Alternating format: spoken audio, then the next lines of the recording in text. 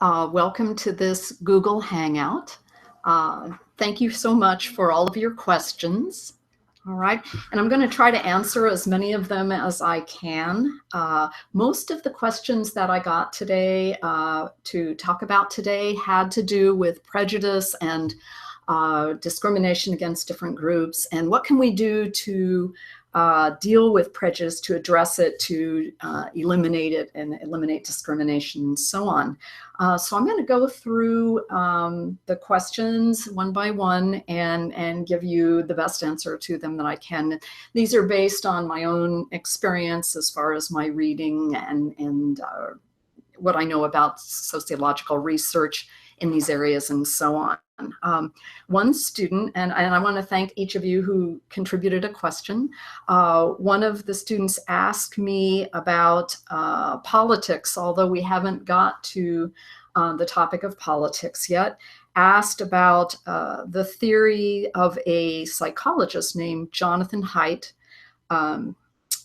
He has a theory called moral foundations theory, which I have to say I am not very knowledgeable about, just because I don't really, I don't look at a lot of the work of psychologists. I'm mainly, in sociology, but the student asked, do I think there is something to his theory as far as applies to politics? And just to give you briefly an idea of what his theory is, I watched a TED Talk by Professor Haidt, but he thinks there are 6 moral foundations upon which any culture and a society is built. And these are care, harm, fairness, equality versus cheating, liberty versus oppression, loyalty versus betrayal, authority versus subversion, and sanctity versus degradation. And he thinks, moreover, that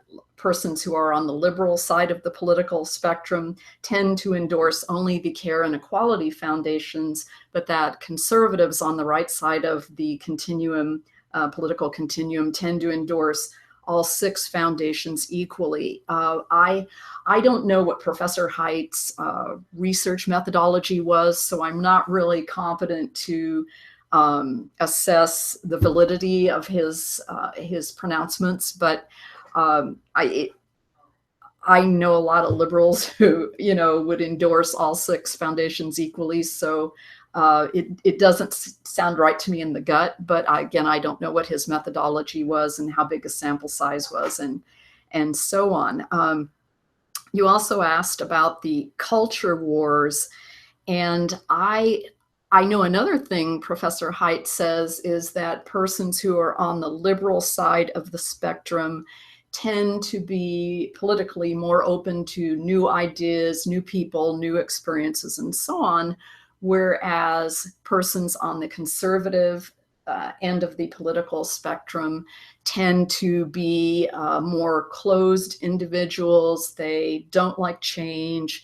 They are more reluctant to delve into new ideas, see new ways of doing things, and so on. That sounds right to me, and I think it explains a part of what is going on in our country and in other countries with people who are concerned about immigrants coming in versus others who welcome immigrants and the new cultural ideas and talents and skills that they bring. So I think that probably goes a long way to explain where people line up on the political spectrum, who they're planning to vote for, and so on. Another student asked, what can we do to resolve, to help people who are being discriminated against? What can we do to stop the hate? And she asked he asked, what can we do on a personal level? And she also asked was there a formula for diminishing prejudice and discrimination in our society? And don't I wish there was a formula for this? And also she asked, how can we heal the sufferings of people who are being discriminated against because of their race, sexual preferences, their economic situation, and so on. And I guess what I do in my life is I know I can't help everybody. So I look at what can I do in my immediate vicinity. And one of the things that I do is I try to bring people together to talk. I do that in my in-person classes, and I do that in my life outside of work. I try to bring people together who have different viewpoints, who look different than each other, who come from very different backgrounds.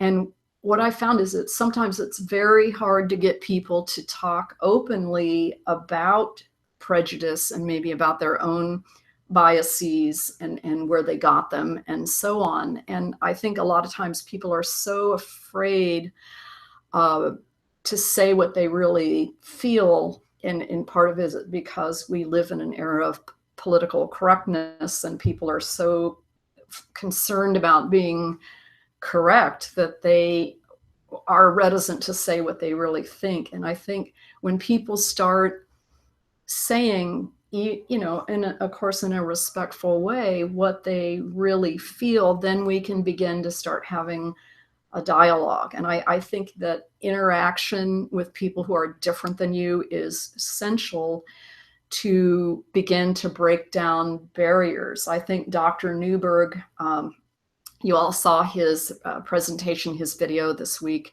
I think Dr. Newberg hit it on the button when he said that historically, evolutionarily, we develop prejudices. We are coming from a place where at some point it was necessary to our survival to be wary of threats from outside people, groups that were not our groups, and it was a sort of a survival mechanism. And I think now there's a strain of this that humans carry with them today when they see all too often people who are different than them or have a different way of life as somehow a threat to them. I think we are all, as humans, comfortable with what's familiar, and to the extent that someone is very, very different from us, whether it's the way they look or the way they think or the way they do their lives, for some people, they find that threatening, and they're just not comfortable with what is unfamiliar to them. And so I think the best thing to do would be to bring people together and get them talking if you can. I was a cook before I was a academic, and I found personally getting people together over food works great. Get people talking over good food and are just talking about general topics, not necessarily hot button issues, and you'll find that people find a way to create like common ground with each other. And I think that's kind of the way to do it. But if we don't talk about it, if we don't get together and talk about it, I'm not sure we're ever going to resolve anything. Another student asked me about the plight of Native Americans in our culture and asked, why is their situation so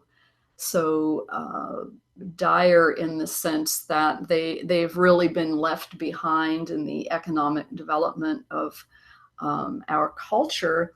And I think the student asked me, is institutionalized racism to blame for this? And I would say, yes, it is. And I think, we took over the country, we took over the land from them, we stole their land and their territory, and we boxed them up in reservations, and we were horrible to Native Americans, even though they were here first. And I think that kind of stuff dies hard. And I think through the whole boarding school movement, where Native American children were sent to boarding schools to try to sort of whitewash their culture out of them and try to make them like little uh, Europeans in their manners and their dress and their ways of life and so on. I think we did a terrible disservice rather than celebrating the unique culture that each tribal group has. And so I think, again, this is another group where we need to lift people up, not continue to block opportunities for them.